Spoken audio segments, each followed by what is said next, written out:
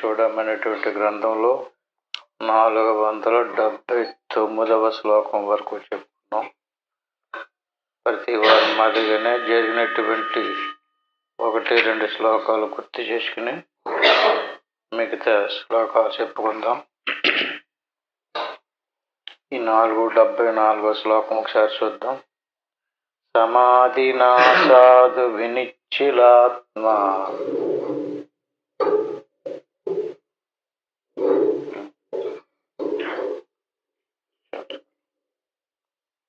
సమాధినాసాదు వినిశ్చిలాత్మన పశ్చాత్మతత్వం స్ఫుటబోధచక్షుష నిస్సంచయం సమ్యగ్యవేచితచ్చే శ్రుతః పదార్థో నా పునర్వికల్పతే.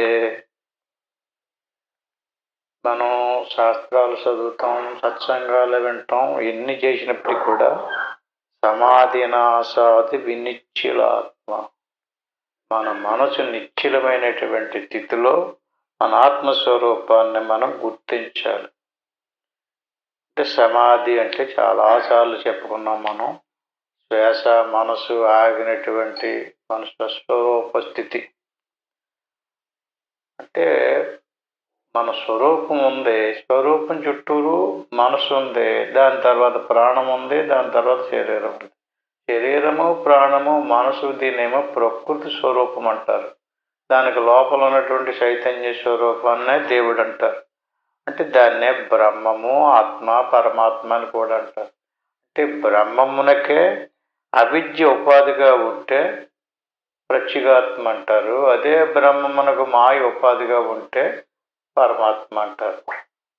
ఆ అవిద్యతో కూడుకున్నటువంటి ప్రత్యేగాత్మకి జీవుడు అంటారు, మాయతో కూడుకున్నటువంటి పరమాత్మకి ఈశ్వరుడు అంటారు. ఈ మనకు తెలుసుకుని ఉండాలి. శాస్త్రం చదివినటువంటి వాడికి ఈశ్వరుడు అంటే ఎవడు, జీవుడు అంటే ఎవడు.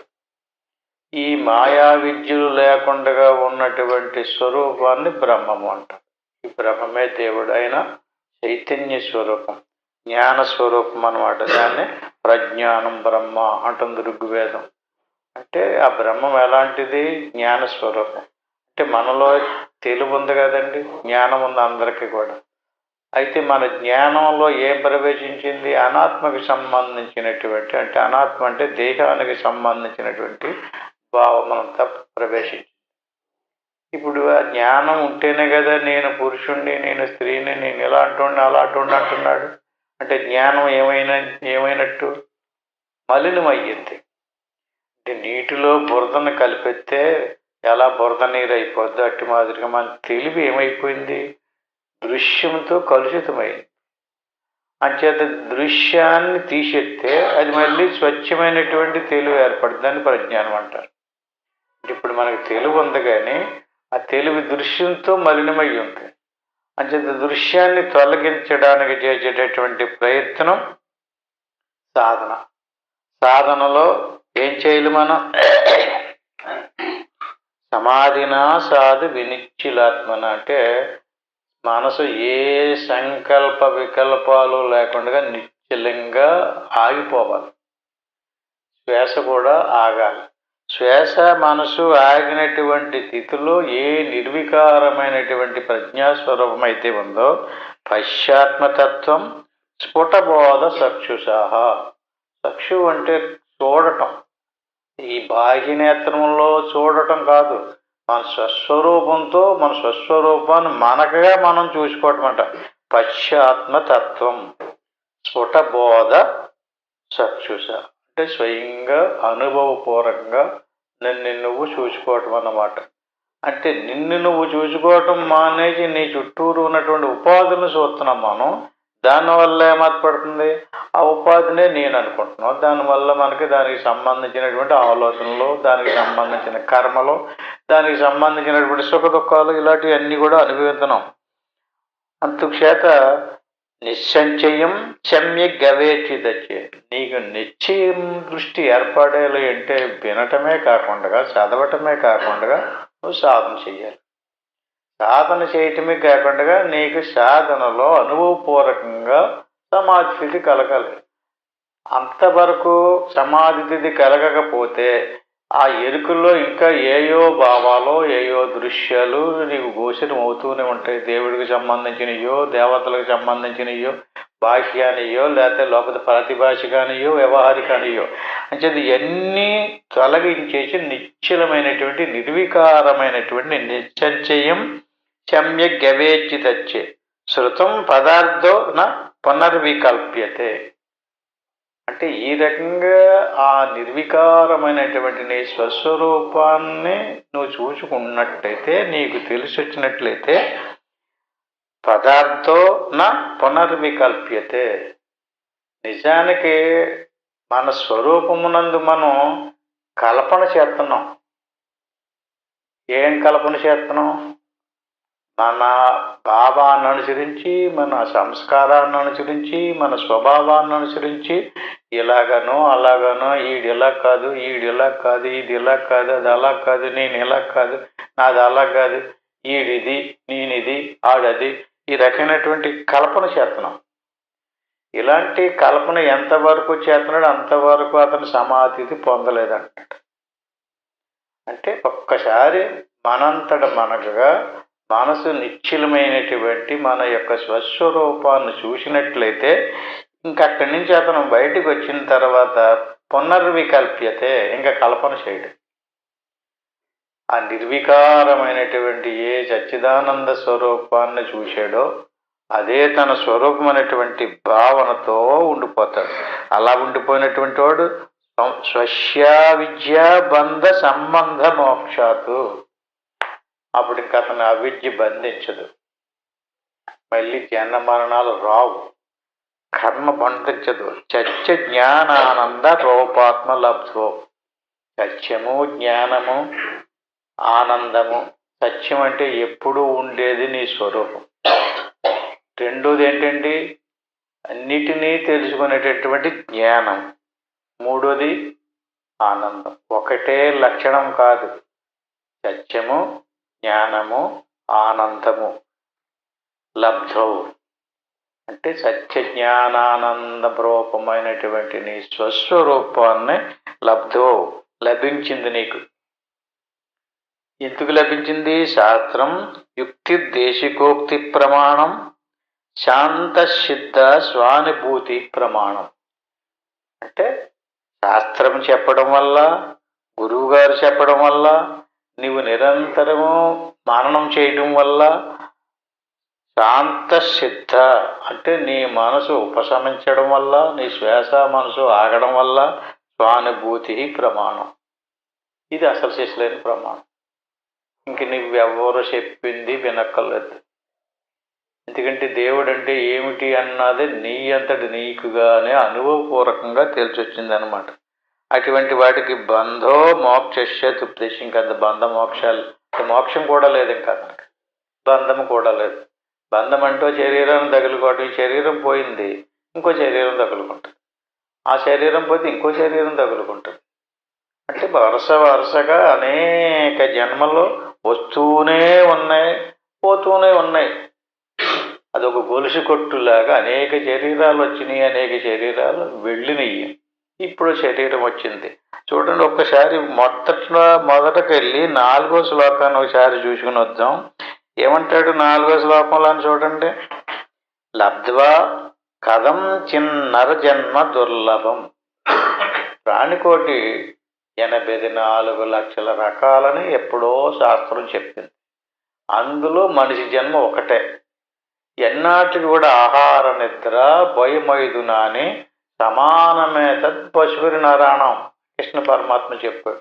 ఎన్నాటికి కూడా ఆహారము, నిద్ర, భార్య, భర్త, పిల్లలు, బ్రతకడము, జీవించడము, నిద్రపోవడం అన్నీ సమానమే తద్ పశువురి నారాయణం.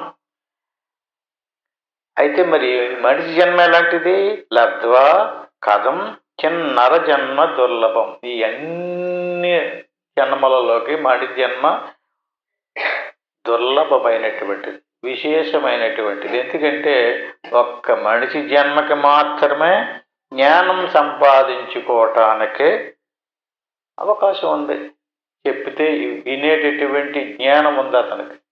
చదువుకుంటే శాస్త్రం చదువుకోవచ్చు, ఎవరైనా గురువుగారు చెప్తే వినొచ్చు, వినినటువంటిది చదివినటువంటి దానిని మారణం చేయొచ్చు. ఈ రకంగా శ్రవణ మననాదులు చేసేటటువంటి అవకాశం మనిషికి ఉంది. అందుకనే తత్రాపి పుంచస్త్వం శృతిపార దర్శనం. శృతి యొక్క నిర్ణయాన్ని, శృతి పారదర్శనం అంటే శృతి అంటే వేదం, వేదం యొక్క పారదర్శనం అన్నారు. అంటే ఏంటండి? వేదాలు అనేక విషయాలను చర్చించినవి. ఈ వేదాల యొక్క చివరిదే వేదాంతం. దాన్నే పారదర్శనం అంటారు. అంటే శృతి పారదర్శనం. శృతి యొక్క చివరి అంశం ఏమిటంటే జీవుడు దేవుడే. జీవుడు దేవుడు అవ్వాలి. అంటే జీవుడు దేవుడే ఉన్నప్పటికీ కూడా జీవుడు ఎందుకు అయ్యాడు అంటే అతనికి జ్ఞానం కోల్పోయాడు. ఏ జ్ఞానం వచ్చింది అతనికి? నేను మనిషిననే జ్ఞానం వచ్చింది. దానికి సంబంధించినటువంటి విషయాలను సమకూర్చుకునేటటువంటి ప్రయత్నం ఉన్నాడు. అంచేత అతనికి గురువు లభించాడు, శాస్త్రం చదివాడు. ఇప్పుడు అతను ఆలోచన చేశాడు, అభ్యాసం చేశాడు. చేసినటువంటి వాడు యహ స్వాత్మముక్తో నా యథేత మోడదేహి. అంటే మనిషి జన్మకు వచ్చినటువంటి వాడు శాస్త్రం చదివి గురువును పట్టుకుని తన స్వరూపం ఏంటన్నది అది తెలుసుకోలేదు. తెలుసుకోవాలనేటువంటి వాడు మోడదేహి అన్నాడు, మూర్ఖుడు. తెలుసుకోకుండా సహ్యాత్మయా స్వం వినిహంత్య సద్గ్రహాతు. ఆయన ఏమన్నాడంటే మృతుడితోటి సమానం అన్నాడు. ఆడు బ్రతుకున్నట్టు కాదు. జనాలందరూ కూడా ఆడు బ్రతికి ఉన్నాడు, జీవించున్నాడు, ఆడు బోడు డబ్బు సంపాదిన్నాడు, బోడు తీర్థయాత్రలు చేస్తున్నాడు, పూజలు చేస్తున్నాడు, పునస్కారాలు చేస్తున్నాడు అంటుంటారు కదా. పూజలు, పునస్కారాలు, దానాలు, ధర్మాలు మంచి అంటే కర్మోపాసనలోకి వస్తాయి. అది వర్షక్రమం. అలా కర్మకాండ, ఉపాసనాకాండ, యోగం, జ్ఞానం ద్వారా ఇక్కడికి వస్తాడు. అలా కాకుండా సహ్యాత్మస్వం వినిహంత్య సద్గ్రహాతు. తనలోనే దేవుడు ఉన్నాడు అన్నటువంటి విషయము, ఆ దేవుడే తనకు ఆత్మగా ఉన్నాడన్నటువంటి విషయం శృతి యొక్క చివరి భాగంలో శృతి పారదర్శనం చెప్తుంది. నీలో, నీ శరీరము లోపల దేవుడున్నాడు, ఆ దేవుడే నీ ఆత్మ. దాన్ని నువ్వు తెలుసుకోవాలని చెప్పేసి శాస్త్రం చెప్తుంది. అది మిగతా జీవరాశికి తెలీదు. అలాగెవడైతే తెలుసుకోలేదో సహ్యాత్మస్వం వినిహం షద్గ్రహాతు. వాడు ఎలాంటి వాడంటే వాడిని వాడే చంపుకుని తింటున్నాడంట. ఒకడిని చంపేశాడంటే అంతకుడు అంటారు. వీడెవరిని చంపాడండి? వినిహంత్య సద్గ్రహాత్. ఆడనే చంపుకుంటున్నాడు. ఆయుష్ అంతా అయిపోయింది. బ్రహ్మాండంగా అనేక జన్మల యొక్క చివరి జన్మ మణిజన్మ ఇచ్చాడు, తెలుసుకోకుండా చచ్చిపోడు. ఏమవుతుందండి? అతనికి అద్భుతమైనటువంటి ఒక అవకాశాన్ని ఇచ్చాడు, పోగొట్టుకున్నాడు. ఎందుకంటే అతనికి అన్ని తెలివితేటలు ఉన్నాయి, బలం ఉంది, ఆలోచన ఉంది. వాళ్ళు ఎలా చేస్తున్నారు, వీళ్ళు ఎలా చేస్తున్నారని చెప్పేసి అలా 4 వీధులను కూడా తిరిగేసాడు అనుకోండి. దేన్ని వదిలేశాడు? తన ఆత్మను వదిలేశాడు. అది దురదృష్టం. ఆత్మస్వరూపాన్ని వదిలేసినటువంటి వాడు ఏమవుతుంది? మళ్ళీ ఎందులో పడతాడో తెలియదు, ఎలాంటి జన్మతో తెలియదు. ఎందుకంటే కర్మ చేస్తున్నాడు కదండి. చేసినటువంటి కర్మ అన్ని పుణ్యకర్మలు చేయడు కదా, పాపకర్మలు కూడా ఉంటాయి. ఆయా పాప పుణ్యకర్మలు అనిపించడానికి రకరకాల జన్మలు వస్తూ ఉంటాయి.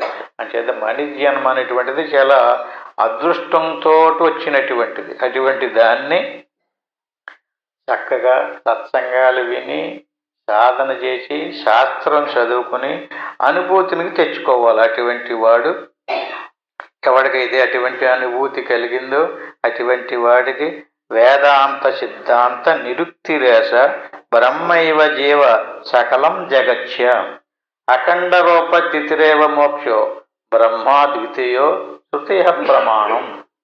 అనేక విషయాలు ఇప్పుడు దాకా చెప్పుకొచ్చి అన్నిటికి కూడా నేను ఊహించి చెప్పడం లేదు, కల్పించి చెప్పడం లేదు.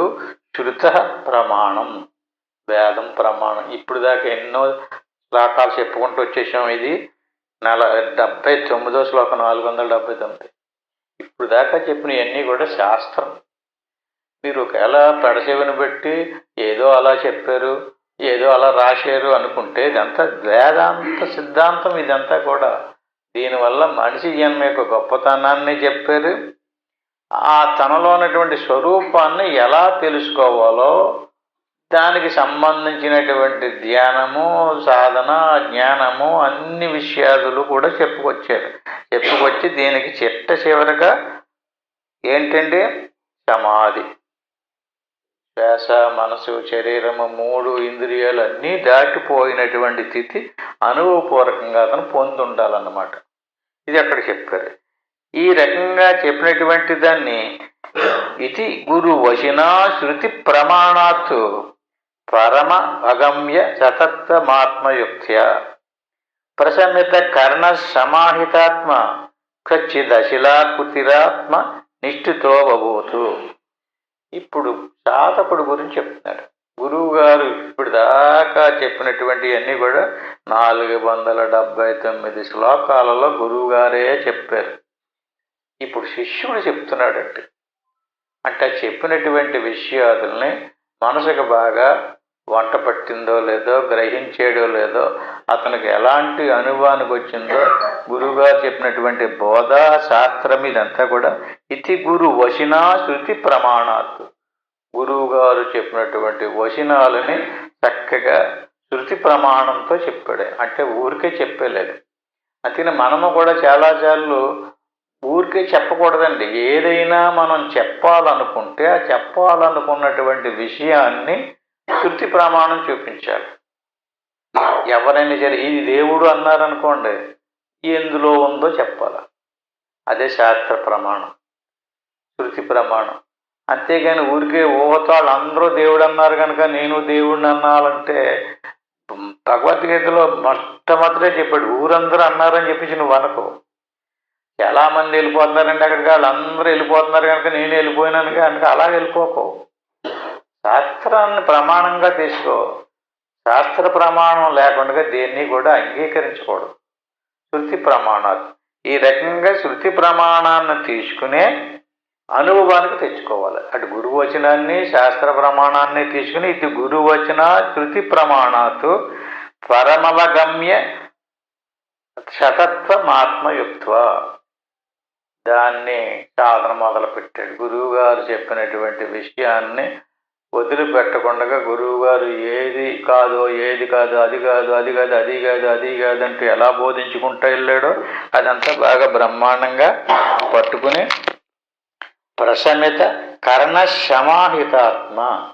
కర్ణాలంటే చెవులు, కన్నులు, ఇంద్రియాలు, కాళ్ళు, చేతులు, అవయవాలు ఉన్నాయి కదండి.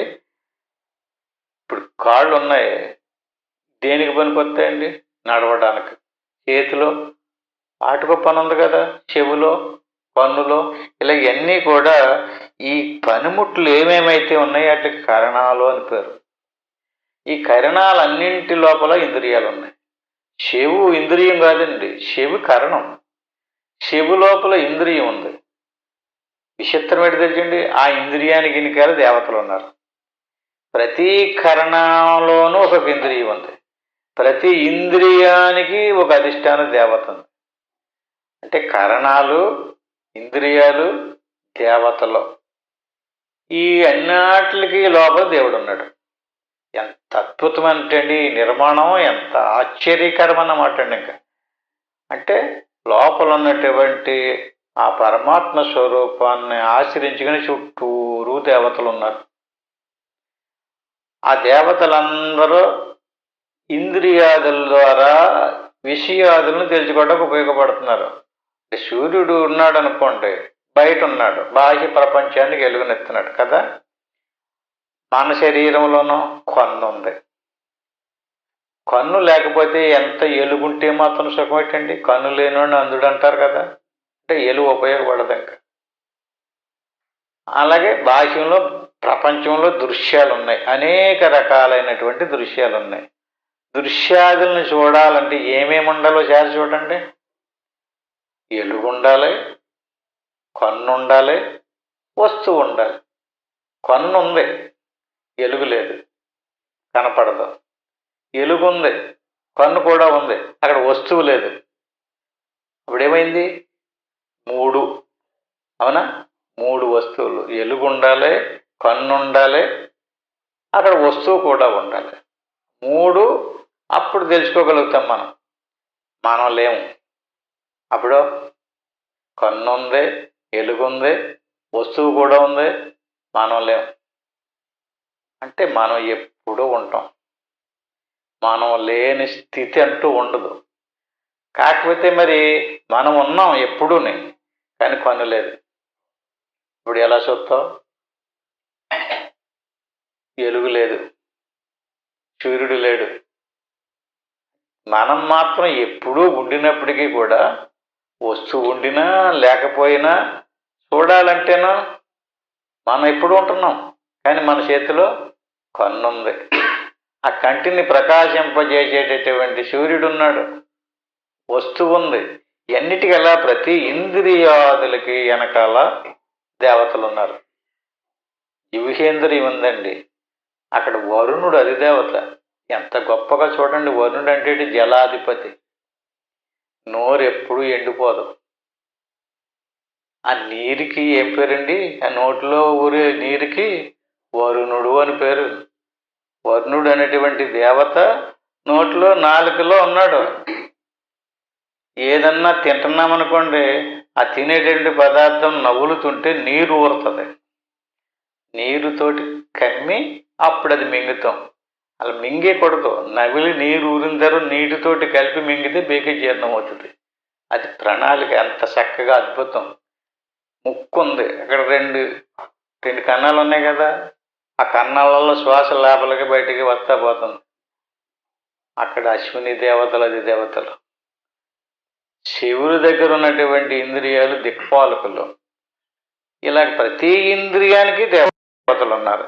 ఈ రకంగా కరణాలు ఆగిపోతేనో మన సమాధిలోకి వెళ్ళాం.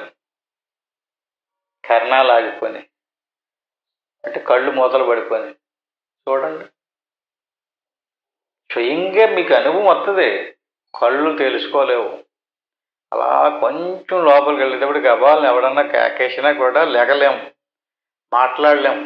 మాట్లాడాలంటే వాక్ ఓపెన్ అవ్వాలి, నోరు ఎండిపోద్ది.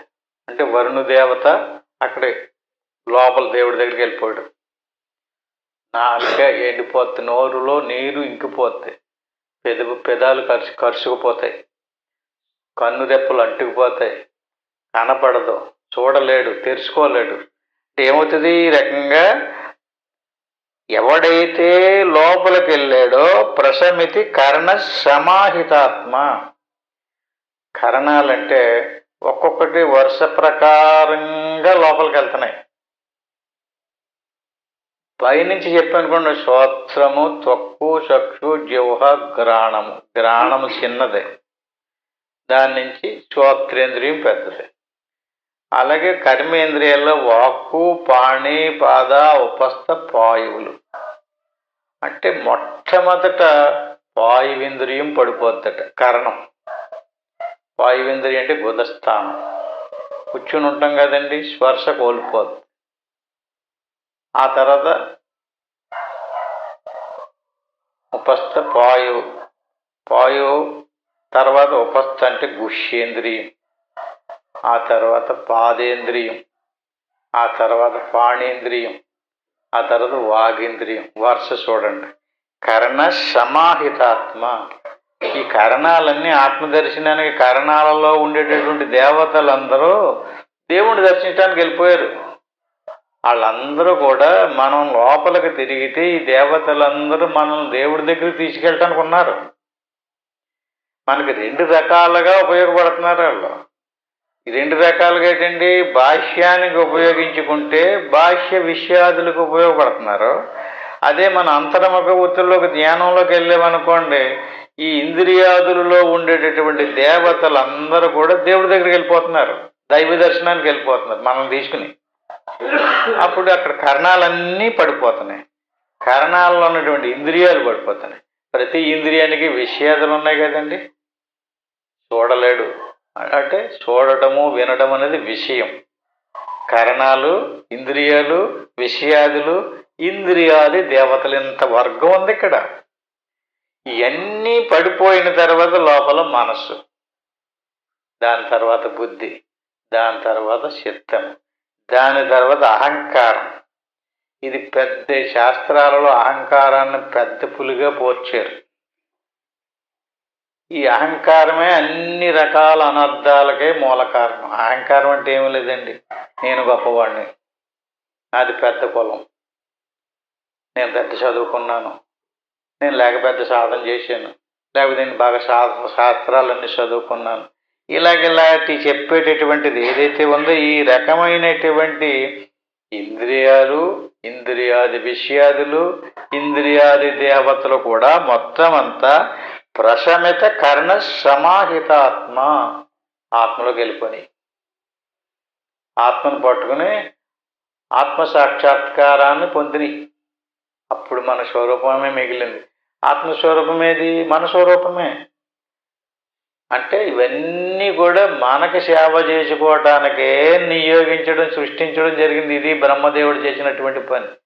అంటే లోపల ఉన్నటువంటి ఆత్మ తన స్వరూపాన్ని మరిసిపోయి బాహ్యం వైపుకి తిరిగితే ఇంద్రియాదులు, ఇంద్రియాది దేవతలందరూ కూడా మనకి సహాయపడుతూ నడవడానికి ఒకడో, ఇచ్చిపుచ్చుకోవడానికి ఒకడో, చూడడానికి ఒకడో, వినటానికి ఒకడో ఉపయోగపడుతున్నారు. అదే మనం లోపలికి తిరిగినట్లయితే మన స్వరూపాన్ని సాక్షాత్కరింపజేయడానికి ఉపయోగపడుతున్నారు. రెండు ఇలాగెళ్తే ఇలాగ ఉపయోగపడతారు, ఇలా బయటకు వెళ్తే అలాగ ఉపయోగపడతారు. ఈ రకంగా పసిదశిలాకృతిరాత్మ నిష్ఠోతభూతు. అశిలాకృతి ఆత్మనిష్ఠితో అభూతు. చలనం అంటే కదలడం. ఇంద్రియాలు కదలక ఆగిపోయింది. అశిలం క్వచిత్ అశిలాకృతి ఆత్మనిష్ఠతో అభూతు. అప్పుడు ఆత్మనిష్ట. ఎక్కడ ఏ కదలక లేదు, గాలి ఆడతల లేదు, శబ్దం వినబడతల లేదు, కన్ను చూస్తలు లేదు, ఇంద్రియాదులన్నీ నిలిచిపోయినాయి, శ్వాస ఆడతలు లేదు, మనసు సంకల్పించడం లేదు. చూడండి ప్రమాణం, అన్నీ ఆగిపోయినాయి. ఆత్మనిష్ఠతో అభూతు, అది ఆత్మనిష్ట. ఎక్కడికి వెళ్తే పూర్తయినట్టు? ఇప్పుడు మనం ప్రారంభపు దశలో నోటితోటి ఏదో భగవంతుని కీర్తిస్తాం, పాడతాం, భజనలు చేస్తాం, కాళ్ళతోటి చేతులతోటి తప్పట్లు కొడతాం. అది ఎందులోకి వస్తుందండి? అది కర్మకాండలోకి వస్తుంది.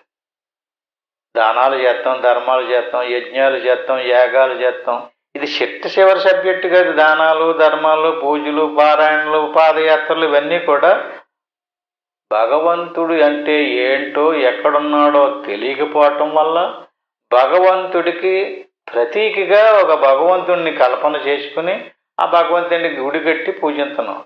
ఆ గుడి కూడా ఇదే నమూనా ఉంటుందండి. ఎక్కడికైనా సరే పెద్ద పెద్ద దేవాలయాలకు వెళ్తే ఇదే నమూనా. ప్రతి దేవాలయం లోపల ఈ స్థూల, సూక్ష్మ, కారణ శరీరాలు, ఆ లోపల వాటిని జాగ్రత్త, స్వప్న, సుషుప్తి, తురియము, ఆ తురీయంలో పరమాత్మ స్వరూపం. ఈ రకమైనటువంటి అశిలాకృతి ఆత్మనిష్ఠితో అభూతు, అది ఆత్మ, అది ఆత్మనిష్ట. అన్ని ఆగిన తర్వాత పూర్తయింది. ఈ రకంగా కించిత్ కాలం సమాధేయ పరే బ్రహ్మణి మానసం. ఏమండి ఇది ఎంతసేపు ఉంటుందండి, ఎంతకాలం ఉండాలండి అని అడిగితే చూడండి, కించిత్ కాలం సమాధాయ పరే బ్రహ్మణి మానసం. చాలామంది ఏమనుకుంటారంటే అలా రోజంతా ఉండిపోవాలి కావచ్చు, పూటంతా ఉండిపోవాలి కావచ్చు. అలా చెప్పడం లేదండి. కించిత్ కాలం, కించిత్తు అంటే కదలకుండగా ఎంత నిశ్శబ్దమైపోవాలన్నమాట. ఇంకా ఏ ఆలోచన లేదు. అంటే మనసు ఆగిపోయింది. మనసు, బుద్ధి, చిత్తు, అహంకారం, జ్ఞానేంద్రియాలు, కర్మేంద్రియాలు, అంతరేంద్రియాలు, పంచపురాణాలన్నీ మొత్తం నిలిచిపోయింది. అంతా నిలిచిపోయినప్పుడు ఉన్నటువంటిది మన స్వరూపం. అది ఆత్మనిష్ట. అది అచలం. అచలం అంటుంటారు. అచలం అంటే ఏంటండి? చెలించేది కాదు కనుక అచలం. అంటే బాహ్యంగా అచలం కాదు. ఎన్ని పడిపోయిన తర్వాత, అన్నీ ఆగిపోయిన తర్వాత నిశ్చలమైనటువంటి ఆ నిర్వికారమైనటువంటి సచ్చిదానంద స్వరూపం యొక్క సాక్షాత్కారమే అచలం. అటువంటి స్థితిలోకి వెళ్ళాం. అది కించిత్ కాలం సమాధాయ. నీకు కించిత్ కాలం కనిపిస్తే నీకు సమాధానం దొరికేది అంటాడు. గంటలు అక్కర్లేదు, పూటలు రోజులు అక్కర్లేదు. ఈ పూటలు రోజులు చేసేది ఏంటంటే ప్రాక్టీస్. అభ్యాసం అంతే, అంతసేపు చెయ్యక్కర్లేదు. నీకొక్కసారి అది నీకు సరిగ్గా అనుభవానికి వచ్చింది, ఓహో ఇది నేను, ఇదంతా కాదు, ఇదంతా ప్రకృతి స్వరూపం. ఈ ప్రకృతి స్వరూపం నాకెందుకు తగులుకుందండి అసలు? ఈ తగులుకునే కదా నన్ను ఎంత ఆకలి దప్పులతోటి, సుఖ దుఃఖాలతోటి, శోకమోహాలతోటి, రోగాలతోటి, రొచ్చులతోటి బాధపడుతుందంటే అది నీ కర్మ. నువ్వు ముందు తెలుసుకోకుండా వెళ్ళిపోయావు. జ్ఞానం తెలుసుకోకుండా ఒకవేళ తెలిసినా కూడా అశ్రద్ధ చేసావు, నిర్లక్ష్యం చేసావు. ఈ బాహ్యంగా అలవాటు పడిపోయి ఇంద్రియాదుల ద్వారా చేసే పనులకు అలవాటు పడిపోయి నాకు ఇదే చాలా సంతోషంగా ఉందని చెప్పేసి అందులో తిరిగేసాడు. జ్ఞానం తెలుసుకోకుండా వెళ్ళిపోయాడు. అలా వెళ్ళిపోయినాడు చెప్పాడు కదాడు, ఆత్మహత్య చేసుకున్నట్టని. ఆత్మహత్య చేసుకున్నాడు. జ్ఞానం కలగలేదు, కర్మ నశించలేదు. చెవులు పోరెట్టు మరీ చెప్తున్నాడు భగవద్గీతలో, జ్ఞానాగ్ని దగ్ధ కర్మను. కర్మ నశించాలంటే జ్ఞానములోనే. జ్ఞానాదేవత కైవల్యం, జ్ఞానం వల్లే కైవల్యం వస్తుంది, కర్మ వల్ల రాదు. కర్మ చేసావు, గొప్ప కర్మ చేశానండి అంటాడు, చెయ్యి మంచిదే, దానివల్ల పుణ్యం వస్తుంది. ఎంత గొప్ప కర్మ చేసినప్పటిగా పుణ్యపరమాన్ని, ఆ పుణ్యకర్మ ఫలాన్ని అనిపించడానికి మళ్ళీ రావాలి కదా.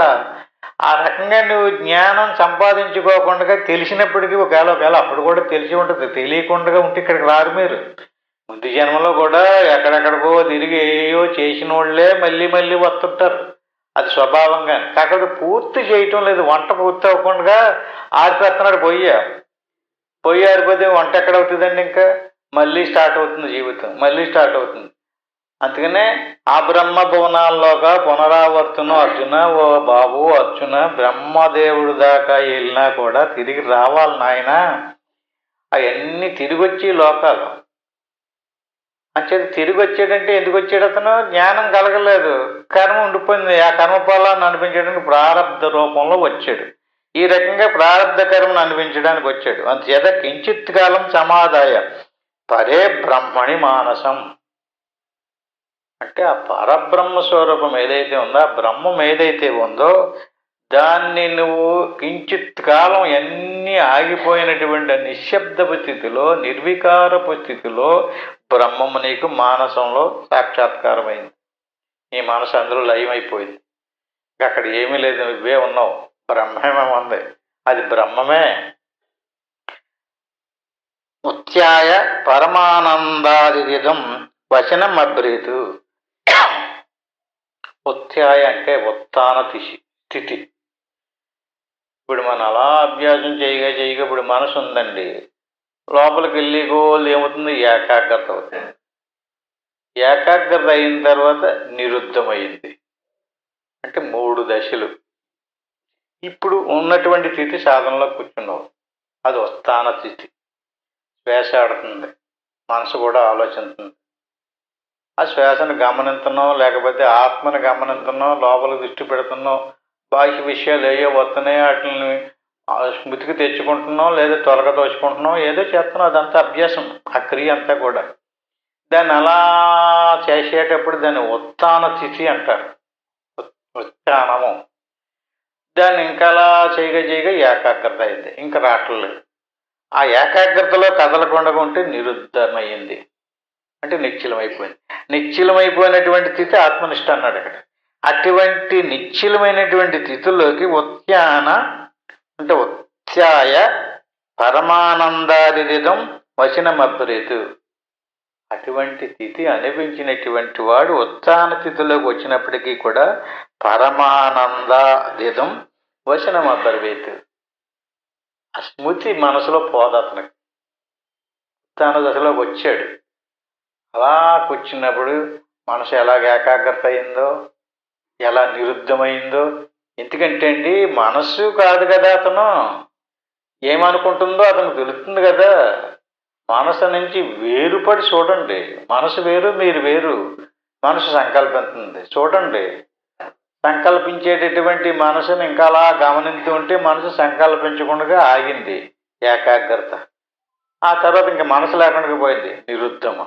ఈ రకమైనటువంటి స్థితి ఏదైతే ఉందో అటువంటి సమాధి స్థితిలో నుంచి ఎంతకాలం?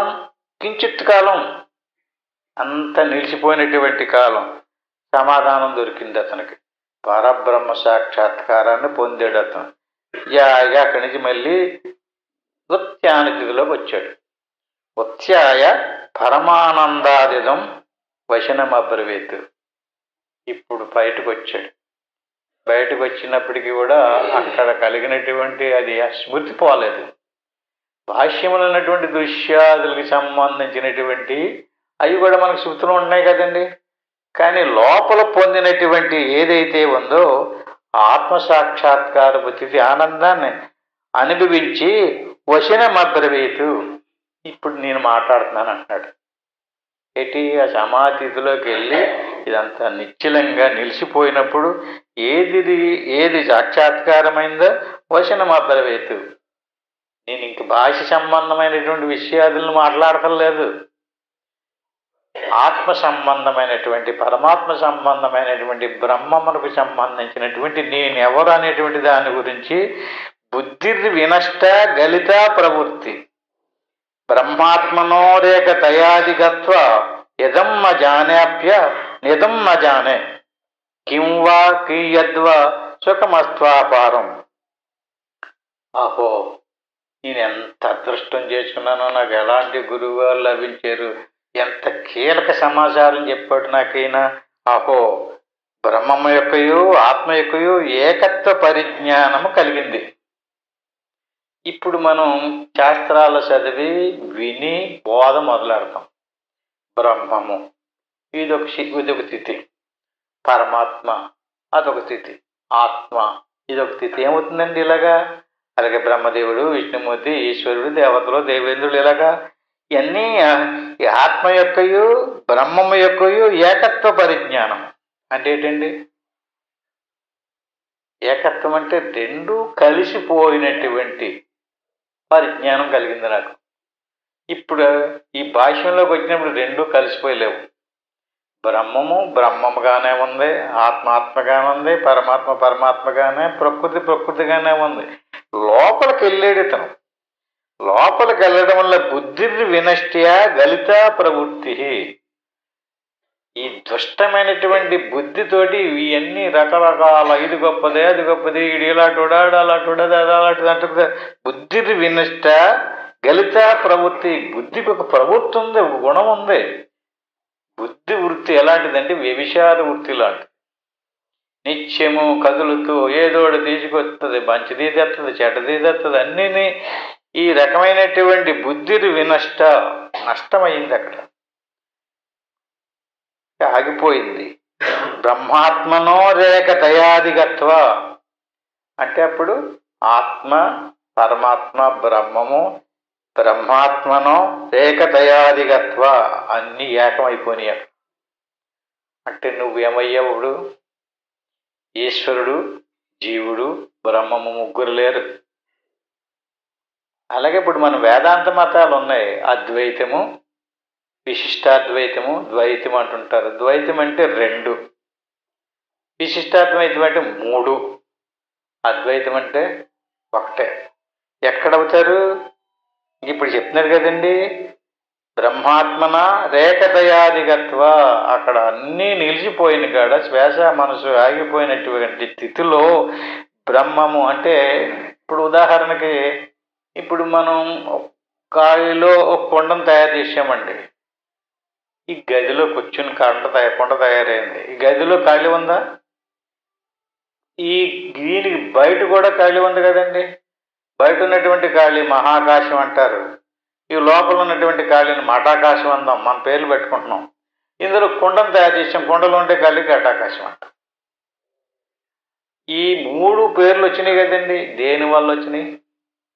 లోపల ఉన్నటువంటి ఖాళీకి గోడలు ఉపాధిగా ఉన్నాయి, కుండలో ఉన్నటువంటి ఖాళీకి కుండ ఉపాధిగా ఉంది. ఉపాధి తీసేస్తేను, ఉపాధి తీసేస్తే ఈ ఖాళీ ఈ ఖాళీ మూడు ఖాళీలు కూడా ఒకటైపోతున్నాయి. అట్టి మాదిరిగా జీవునిలోనున్నటువంటి ఆత్మ, ఈశ్వరులోనున్నటువంటి పరమాత్మ, ఈశ్వరులో ఉన్నటువంటి పరమాత్మ ఉపాధి ఏంటి? మాయ, అంటే గోడల లాంటిది. జీవుడిలో ఉన్నటువంటి ఉపాధికి ఏది? అంటే కొండకు ఉపాధిలాగా అవిద్య ఉపాధి. కుండ గోడలో తీసెత్తెను బ్రహ్మాత్మన ఏకతయాదిగత్వ. ఉపాధులు తీసెత్తే ఆత్మ పరమాత్మల యొక్క ఏకత్వమే. సీతారామాన్య సమాధంలో చెప్తాడు ఆంజనేయ స్వామి గారు, నాయన ప్రత్యేగాత్మ స్వరూపుడైన పరగతనకు రమణ పరమాత్ముడైన శ్రీరామునకును సమర సౌక్ష్యము గడించి సఖ్యమని నిఖిల వేదాంత శాస్త్రములు బోధించి. అంటే అక్కడ చెప్తాడు, హనుమంతుడికి ఉపదేశం చేస్తాడు. దేవుడు అంటే ఎవరు అనుకుంటున్నావు? హనుమంతుడు అడుగుతాడు, నువ్వెవరు అసలు, నీ స్వరూపం ఏంటి? నేను పరమాత్మ స్వరూపాన్ని అన్నాడు ఆయన. అంటే పరమాత్మ స్వరూపాన్ని అన్నాడంటే మాయ ఉపాధిగా ఉందన్నమాట. నేనెవరిని అన్నాడు, నువ్వు ప్రత్యేగాత్మ స్వరూపాన్ని అంటే అవిద్య ఉపాధిగా ఉంది నీకు. నీలో ఉన్నటువంటి అవిద్యని నాలో ఉన్నటువంటి మాయని తొలగితే ప్రత్యేగాత్మ స్వరూపుడైన పరగుతనకు రమణ పరమాత్ముడైన శ్రీరామునకును సమర సౌక్ష్యము కటించు సత్యమని. ఈ రెండు తీసితే ఏ మాయా విద్యలు తీసేస్తే రెండు ఏమవుతాయి? ఏకమవుతాయి. అంటే పరమాత్మ ప్రత్యేగాత్మలు ఏకత్వం. రెండు ఏకమైనటువంటి స్థితిని చెప్పడం కోసమే శృతులు ఉన్నాయి. అంటే రామచంద్రమూర్తి చెప్తాడు, 108 ఉపనిషత్తుల్ని మాలగా తయారు చేసి హనుమంతుడికి బహుమతి ఇచ్చాడండి ఆయన. ఉపనిషత్తులు చదవండి, వరుసగా చదువుకుంటూ వస్తే ఉపనిషత్తులు అసలు ఎందుకు ఇలాగా ఒక వర్షం తీసుకొచ్చారంటే హనుమంతుడి కోసం చెప్పాడు ఆయన. అంటే ఆత్మ పరమాత్మ ప్రత్యేగాత్మ స్వరూపుడైన పరగుతనకు రమణ పరమాత్ముడైన శ్రీరామునకు సమర సత్యము గడించు సత్యమని నిఖిల వేదాంత శాస్త్రములు నిశ్చయించు ఇదే మదీయ దివ్యాశయము అని ఆయన అష్టమస్తక యోగంలో హనుమంతుడికి. మనం కూడా రెండో ఉపదేశంలో అష్టమస్తక యోగం చేస్తాం. సేమ్ అది ఎవరు చెప్పారు అనుకుంటున్నారు? హనుమంతుడికి ఆంజనేయ స్వామి ఉపదేశం చేశాడు. మొట్టమొదటి ఉపదేశం సీతాదేవి చేసింది సోహం భావన. రెండో ఉపదేశం రాముడు చేశాడు. నీలో ఉన్నటువంటి ఆ జ్ఞాన స్వరూపం ఏదైతే ఉందో అదే నాయన అంచేత ప్రత్యేగాత్మ పరమాత్మలు రెండూ కూడా కలిసిపోయినటువంటి స్థితి ఏదైతే ఉందో అక్కడ ఇంకా కర్మ లేదు, జీవుడు లేడు, ఈశ్వరుడు లేడు. అదేమైనట్టు ఇంకా బ్రహ్మమే. బుద్ధి వినష్ట్య గలిత ప్రవృత్తి. బుద్ధి ఉంటే కలనవదు. బుద్ధినే అవిద్య అన్నారు. అంటే ఎడగొట్టి చూపెడుతుంది దేవుణ్ణి దేవుడిగానే జీవుడిని జీవుడిగా. నీకు ఎంతవరకు దేవుణ్ణి దేవుడిగా జీవుడిగా నీ బుద్ధి చూపిస్తుందో అంతవరకు నీకు ఆత్మసాక్షాత్కారం కలగలేనట్టే. అంచేత నీ బుద్ధి నశించాలి.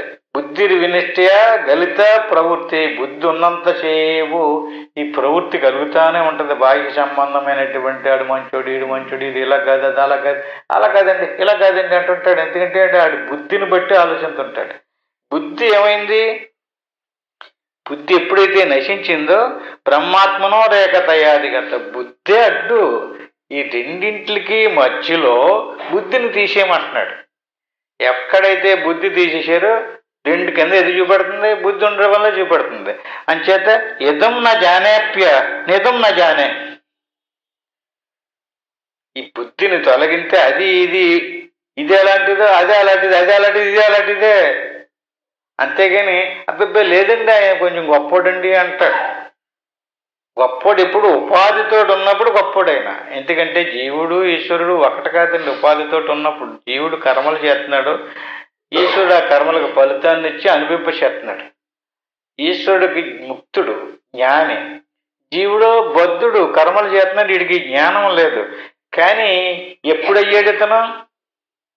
ఎప్పుడు ఇదం నా జానేప్య నిదం నా జానే.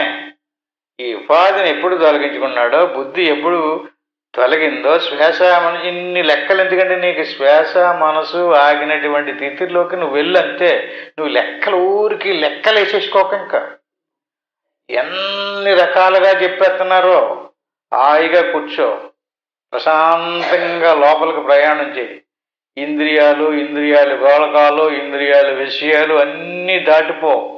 అక్కడ ఉన్నటువంటి నిర్వికారమైనటువంటి నీ ఉనికి, నీ స్వరూపం, దాన్ని కల్పన చేయకు. కల్పన చేసేవా బుద్ధి వచ్చేసింది. చేతులారా నువ్వే చెడగొట్టేసుకుంటున్నావు. అంటే చెడగొట్టుకోకు. కింవా కి యద్వా సుఖమత్యపారం. ఆ రకంగా నువ్వు మనసుతోటి ఏ కల్పన చెయ్యకుండగా నిశ్చలంగా దాన్ని అలా గమనిస్తూ ఉంటే ఎలాంటిదండి? సుఖమత్యపారం, అంతులేని సుఖం. పారం అంటే పారం అంటే అండి, గోదావరి గట్టు ఉందనుకోండి, యువతల గట్టు నుంచి ఉంచున్నాం మనం, అవతల గట్టుకు వెళ్ళాలంటే పారం. సుఖమత్య పారం. గట్టు లేకపోతేనో, గట్టు లేదు, ఇంకా అద్దు లేదు. దేనికి? నువ్వు పొందినటువంటి సుఖానికి అద్దు లేదు. ఎంత అదృష్టమో చూడండి. ఎక్కడికి వెళ్తే, ఇలా బయటికి వెళ్తే నువ్వు బయటికి ఎక్కడికంతా వెళ్ళిపో, ఏదైనా చెయ్యి, ఆ చేసిన దానికి బ్రహ్మాండంగా ఫలితం ఉంటుంది. ఆ ఫలితాన్ని అనిపించడానికి ఆయన వెనక పంపుతాను ఉంటాడు. అలాగే ఎన్ని జన్మలు వస్తున్నాం. అంచేత కింవా కి యద్వా సుఖమత్యపారం. వాశామత్తు మసఖ్యమేవ మనశామంతు నవాశిక్షితే. వాశ వక్తు మసఖ్యమేవ మనశామంతు నవాశిక్షితే. అంటే వాష్యము అంటే వాక్కు, వచనం అంటే మాట్లాడేటటువంటి మాట, అలాగే మనసు. ఈ రెండు కూడా సముద్రంలో పడినటువంటి వడగళ్ళు ఎలాగైతే కరిగిపోతాయో అలా కరిగిపోయినాయి. ఇంక మనసు కలిసిపోయింది, వాక్కు కలిసిపోయింది. ఇంకేం మాట్లాడతాడండి? నేను చూశానండి అంటాడండి. చూశాను అన్నాడంటే వాడికి మనసు పోలేదు, అంటే మనసు ఉందన్నమాట. శాస్త్రం ఏం చెప్తుంది? నీకు మనసు పోతే శ్వాస ఆగిపోద్ది, మనసు ఆగిపోద్ది, వాక్కు పడిపోద్ది, ఇంద్రియాలు అన్నీ పడిపోతాయి. ఇందాక శ్లోకంలోనే చెప్పాడు కదా, స్వానందామృత పూర పరిత పర బ్రహ్మాంబుద్వేర్వైభవం. అంటే ఆ అపారమైనటువంటి బ్రహ్మానంద సముద్రం, అది నీ స్వరూపమే. అది 2 లేదు, అక్కడ 3 లేదు. మనసు లేదు, బుద్ధి లేదు, చిత్తం లేదు. అది సచ్చిదానంద స్వరూపం. అంబో రాశీర్ణ వాతిక శిలాభావం భజన్మే మనో యశ్యాంశా శలవే విలీన మధున ఆనందాత్మనా నిర్వృతం. సముద్రంలో పడి కరిగిపోయిన వడగళ్ళు మాదిరిగా మనస్సు ఏ ఆనందామృత సముద్రం యొక్క ఏకాంశమందు లీనమైపోయిందో, అమితానందరూపమున స్థితినంది ఉన్నదో, ఆ ఆనందమనుడి అమృత ప్రవాహముతో నిండియున్న పరబ్రహ్మ సముద్రం యొక్క వైభవము మాటలతో వర్ణింప నలవ కానది, చెప్పలేడు. అది అపారం. మనసుతో మననం చేయి సాధ్యం కాదు. ఎందుకంటే అక్కడ మనసు రాలేదు, వాక్కు రాలేదు. వాక్కు ఇక్కడే పడిపోయింది, మనసు ఆ దగ్గరలో అది పడిపోయింది. దాన్నే దీనికి బ్రహ్మాండంగా మనకి ఒక అద్భుతమైనటువంటి పురాణాల్లో కథ చూపించారండి. ఆ కథ ఏంటంటే అండి, బ్రహ్మదేవుడు విష్ణుమూర్తి తగులాడుకున్నారు ఒకసారి. వాళ్ళిద్దరి మధ్యలోనే శివుడు ప్రత్యక్షమయ్యాడు, శివస్వరూపం. దాన్ని ఆది అంతమో కనుక్కోవడానికి నిర్ణయించుకున్నారు. బ్రహ్మదేవుడు అంటే మనసు అండి, విష్ణుమూర్తి అంటే బుద్ధి. అంటే లోపల ఉన్నటువంటి ఆత్మస్వరూపాన్ని తెలుసుకోవడానికి పైకి ఒకడు కిందకొకడు బయలుదేరారు. ఆది కనుక్కోలేకపోయారు, అంతము కనుక్కోలేకపోయారు. భాష్యంలో ఉన్నటువంటి కథను చూపించడానికి చెప్పలేదు ఇది. దాన్ని ఇప్పుడు మనం అదే ఇంకా అలాగే వెళ్ళొద్దు. ఇంకా మనం ఈ రకంగా మనస్సు తెలుసుకోలేదు, బుద్ధి కనుక్కోలేదు. నిన్ను నువ్వే కనుక్కోవాలి. కానీ నువ్వు మనసును తెలుసుకోగలవు, బుద్ధిని కూడా తెలుసుకోగలవు.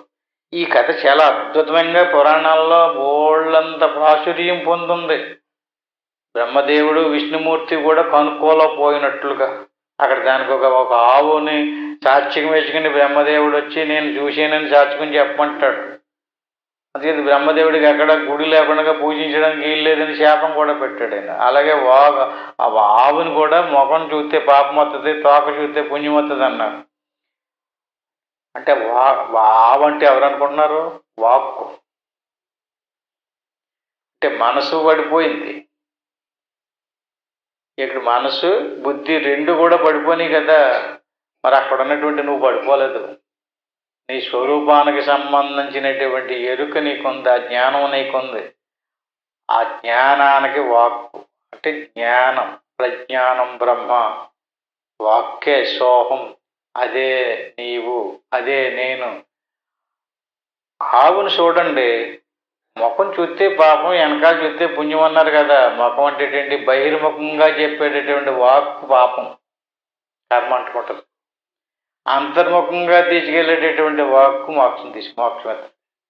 ఏమన్నా అర్థమైంది? అందుకని వాక్కే గోవు.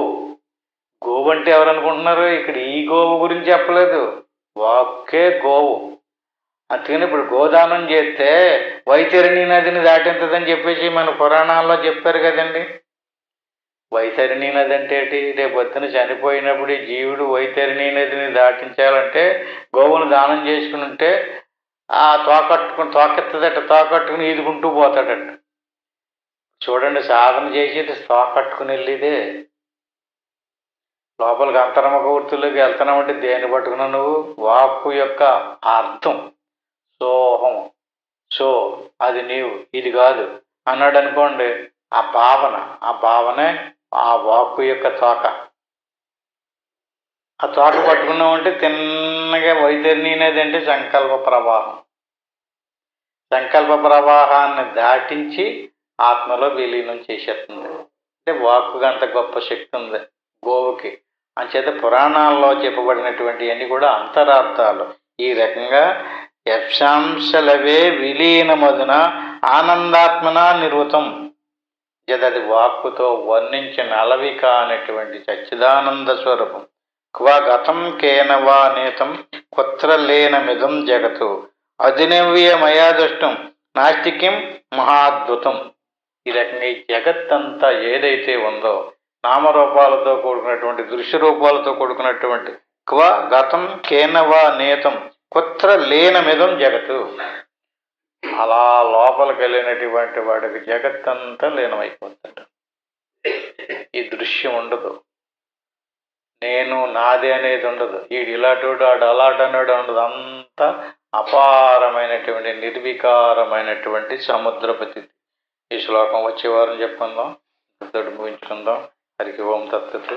ఆత్మబంధువులారా, మరి చక్కని విషయాన్ని తెలుసుకున్నాం. మరి ఇప్పుడు ఏం చేయాలి? చక్కగా ఇలా కూర్చుని ఇప్పుడు దాకా ఆయన ఏం చెప్పారో ఆ చెప్పినటువంటి దాంట్లోకి వెళ్దాం. గురుర్ బ్రహ్మ గురుర్ విష్ణు గురురేవ మహేశ్వర గురువు సాక్షాత్తు పరబ్రహ్మ తస్మై శ్రీ గురువే నమః. దీన్ని గురుమంత్రం అంటారు. దీన్ని ఒకసారి అనుకోవాలి. ఓం నమ శివాయ, దీన్ని పంచాక్షరి మంత్రం అంటారు. దీన్ని 3 సార్లు అనుకోవాలి.